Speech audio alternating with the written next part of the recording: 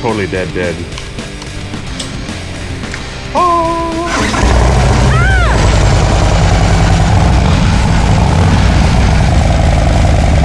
Dyno time, boys and girls.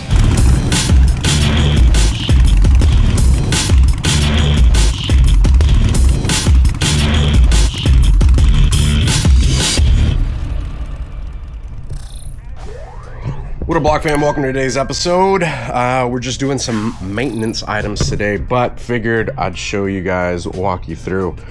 Just changing out the battery on a Harley-Davidson Road Glide. Should be the same for a Street Glide as well. Unfortunately, my battery is dead. I think there's like a parasitic draw somewhere on the bike, which I'm gonna have to check for, but I need this thing up and running by this afternoon. In the past couple days, I have hooked up the battery that's in here to a trickle charger, and unfortunately, it is not working whatsoever. If you're just letting your bike set for a while, you want to make sure that your battery is on a tender or a trickle so that it doesn't totally die. So yeah, like I said, as of right now, this thing is totally dead. No anything whatsoever. You don't have to remove your bags. It does make it a little bit easier, so I just went ahead and removed the bags. Open the tops, you've got 4 bolts. At this point, you're going to remove your seat, so that is the bolt here. I've already loosened it up, but depending on what your bike is, it could be a Torx, it could be an Allen, it could be a flathead. All sorts of combinations for that. You're gonna pull backwards on your seat so that front little latch piece comes off, so it goes into there, hooks into there. Usually I just place my bolt right back into there so I don't lose it. The batteries on these things, you don't get to them through the side covers like on some previous model Harleys. You're gonna access them through the top. Yours might look a little bit different. I do have a breather set up, which I'm just gonna route out of the way for now. We're going to disconnect the harness here, just because we're gonna need to pull all of this up. So once that's disconnected, essentially this piece is held into place by this little piece of plastic here. So you're just gonna pull it back and then press that plastic, and then this will pull upwards. You're just gonna kind of fold that out of the way. If you wanna put like a towel or anything down here to kind of protect your paint, you can. This one also kind of tuck out of the way. Boop. All right, so now we have access to our BCM. This is going to be held into place by the little plastic piece here, and then also a plastic clip. So press back on the clip right here and pull upwards, and then you're going to move that way, or move it that way to clear right there. And then bam, your BCM is now out of the way. Now you can at least see the battery. So next up, we're gonna have to remove the Torx bit that's right here, T25. All right, so it doesn't take much to loosen it up. All right, take that out, don't lose it. That is going to free up this kind of holder plate thing in here. Just kind of pull it up and around everything. You see these pieces here? Those will be underneath this part of the frame whenever you put it back on. And now we actually have access to our battery. We do have a pull tab here.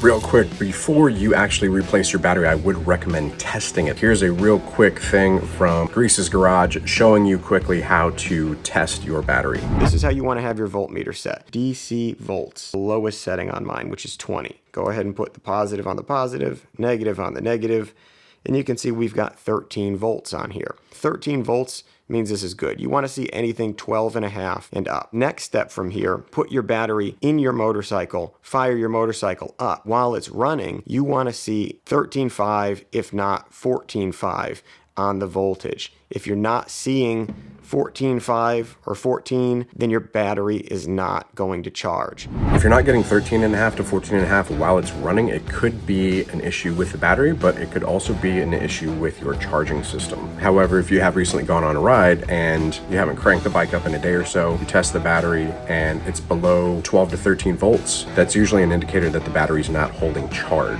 Keep it on a tender, keep an eye on it kind of from there. Definitely pick up a voltmeter, would highly recommend it in being able to diagnose stuff like this. I'll be sure to drop a link in the description below.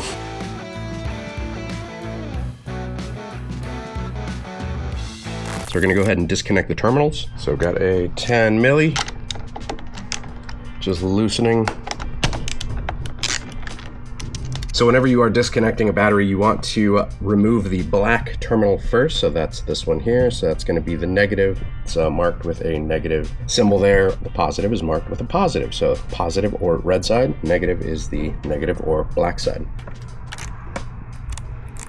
All right, and just want to kind of press those out of the way. Put the bolt back in just so I don't lose it.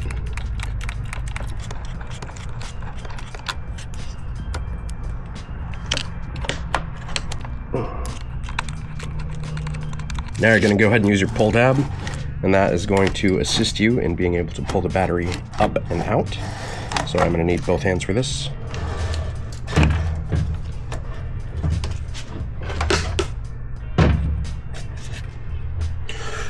There you go. Battery is out. It should have the manufacturing information on the side of it. Well, it says D24, so maybe December of 2024.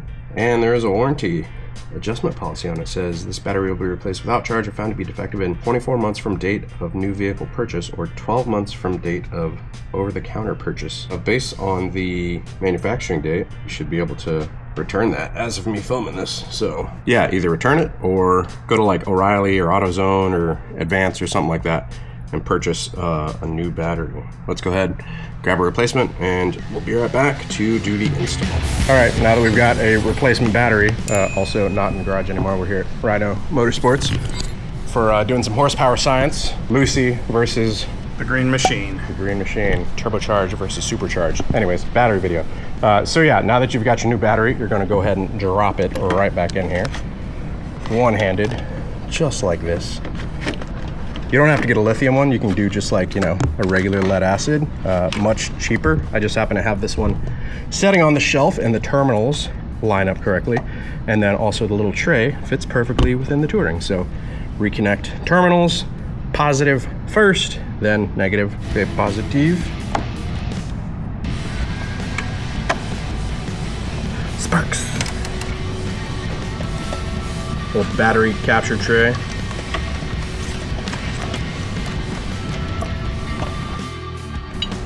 You're gonna squeeze your BCM back in here. You wanna start with the back side to get it under that lip. Boop. Then you're gonna get it on the front, under that clip. Boop, that rhymed. This piece back over the clip here, and this piece under the lip there. So, blip, and blip. Nice. Now this normally sat up here somewhere. We're just gonna right there, and don't forget to plug this guy back in. There you go. Tuck whatever you need. Seat back on.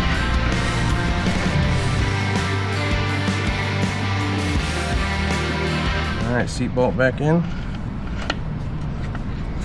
Ta-da! Battery changed. Let's see if it'll actually turn on. Oh! Lord said, let there be light.